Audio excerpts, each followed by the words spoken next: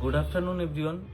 আজকে শুধুমাত্র চূড়ান্ত ভোটার তালিকায় যে তিনটে ক্যাটাগরিতে ভোটারদেরকে জায়গা দেওয়া হয়েছে, তো সেখানে একটা ক্যাটাগরি আছে আন্ডার এডুকেশন, যেটা নিয়ে প্রত্যেকটা মানুষ চিন্তিত, প্রত্যেকটা ভোটার চিন্তিত, যাদের যাদের আন্ডার এডুকেশনে আছে। যারা যারা অ্যাপ্রুভড হয়েছে, যাদের নামের পাশে কোনো স্ট্যাম্প নেই বা খালি আছে, তারা সরাসরি ফাইনাল ভোটার লিস্টে জায়গা করে নিয়েছে। পরবর্তীতে যে কটা ভোটার তালিকা প্রকাশিত হবে সব কটাতেই তাদের নাম থাকবে। তো সেটা নিয়ে সমস্যা নেই কোনো। সমস্যা হচ্ছে ডিলিটেড ভোটারদের একটা সুরাহা হয়েছে যে তারা ফর্ম 6 ফিল আপ করবে, অথবা তারা ডিইওকে অ্যাপিল করতে পারবে তাদের সমস্ত ডকুমেন্ট দিয়ে। তো সেটা একটা রাস্তা বার হলো। কিন্তু এই যে মাঝখানে পড়ে আছে আন্ডার এডুকেশন, তো এদের নিয়ে কেউ কিছু বলছে না। এদের নিয়ে এরা কি করবে, এই সমস্ত ভোটারদের কি হবে, এরা কি ভোট দিতে পারবে কি ভোট দিতে পারবে না, এদের নাম কি আদৌ ফাইনাল ভোটার তালিকায় বা পরবর্তী যে লিস্ট বার হবে সেখানে কি থাকবে। তো সেই নিয়ে আজকে কিছু কথা।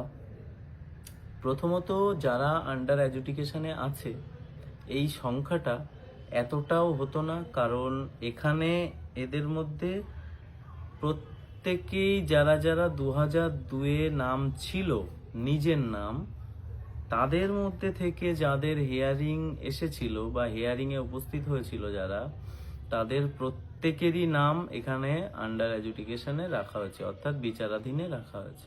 নির্বাচন কমিশন চাইলেই কিন্তু এটা পারতো যাদের নাম 2002-এ আছে তাদেরকে অ্যাপ্রুভ করতে, কিন্তু করেনি। এর জন্য নির্বাচন কমিশন আবার দোষারোপ করছে কিন্তু এই ইয়ারোদের উপর। কিন্তু প্রত্যেকটা মুহূর্তে একটা এসআইআর প্রক্রিয়া জঘন্য একটা সিস্টেমের মধ্যে দিয়ে গিয়েছে বা করানো হয়েছে। প্রত্যেক মুহূর্তে তাদের নিয়ম বদলাচ্ছে বা পাল্টাচ্ছে। প্রত্যেকটা আধিকারিক চিন্তিত ছিল তারা কি পরবর্তী পদক্ষেপ নেবে সে বিষয়ে।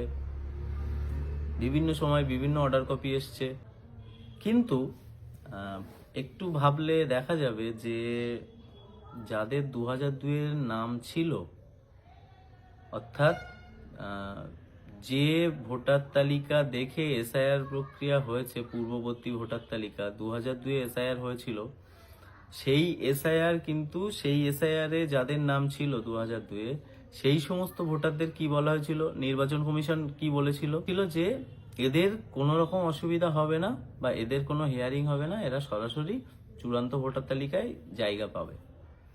পরবর্তীতে কিন্তু তাদেরকেই হিয়ারিং এ ডাকলো সেই নির্বাচন কমিশন যারা এই ইয়ারোকে দোষারোপ করছে।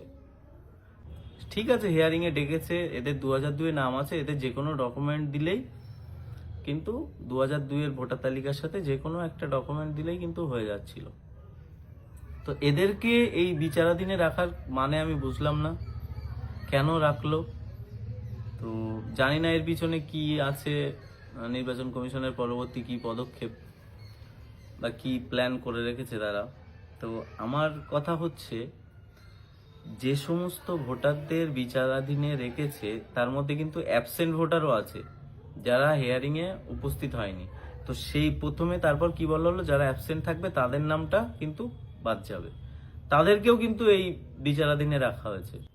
এরা ভোট দিতে পারবে কি পারবে না, বা এদের নাম পরবর্তীতে উঠবে কি উঠবে না, যে সমস্ত লিস্ট প্রকাশিত হবে পরবর্তীতে। এই কিন্তু আমাদের রাজ্যে টোটাল 500 বিচারক কিন্তু জুডিশিয়াল অফিসার কিন্তু বিচার করছেন বা ডকুমেন্ট ভেরিফিকেশন করছেন। সেখানে যতটা বুথ আছে আমাদের রাজ্যে, এখানে কিন্তু প্রচুর আধিকারিকের প্রয়োজন, বা এটা একটা লং প্রসেস। তো সেটা কতদিনে শেষ হবে আমি জানি না। এক একটা ব্লক ওয়াইজ যদি ধরা হয়, প্রথম থেকে প্রত্যেকটা ব্লকেই প্রথম 1 নম্বর বুথ থেকেই কিন্তু শুরু হচ্ছে বিচারকরা কিন্তু দেখছেন।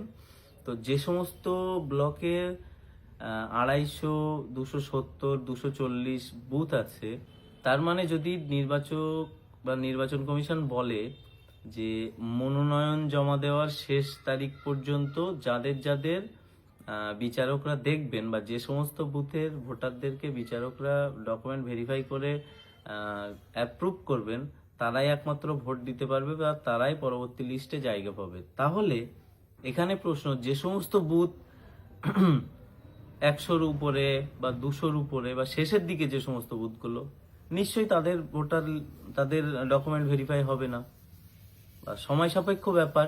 নির্বাচন কমিশন যদি এরকম বলে যে মনোনয়ন জমা দেওয়ার শেষ তারিখ পর্যন্ত যাদের ডকুমেন্ট ভেরিফাই হবে বা যাদের অ্যাপ্রুভ করবে বিচারকরা, তারাই ভোট দিতে পারবে, সেটা কিন্তু একটা অবিচার হবে ভোটারদের উপরে। নির্বাচন কমিশনের কি করা উচিত, প্রত্যেকটা বুথের ভোটারের ডকুমেন্ট ভেরিফাই হওয়ার পর, যারা অ্যাপ্রুভ হবে, সমস্ত কাজ সম্পন্ন হওয়ার পরই কিন্তু এই ভোটের যে মনোনয়ন সেটা করা উচিত, বা প্রত্যেকের কিন্তু ভোট দেওয়ার যে অধিকারটা সেটা দেওয়া উচিত। সে যদি ডিলিট হয়ে যায় ডিলিট হবে, সে যদি অ্যাপ্রুভড হয় তো সে ভোট দিতে পারবে।